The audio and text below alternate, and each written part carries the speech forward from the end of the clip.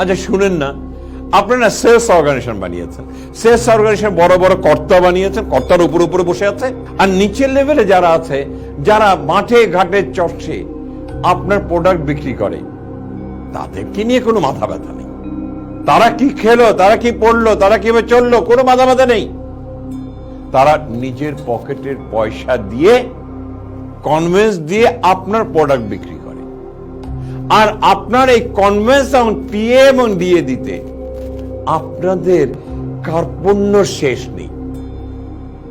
কি করে আপনি সেই সেলস ভালো করবে?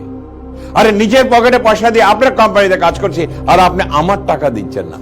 সেই কারণে বলছি, সেলসম্যানের টাকা ঘাম শুকানোর আগে সঙ্গে সঙ্গে দিয়ে দেবেন।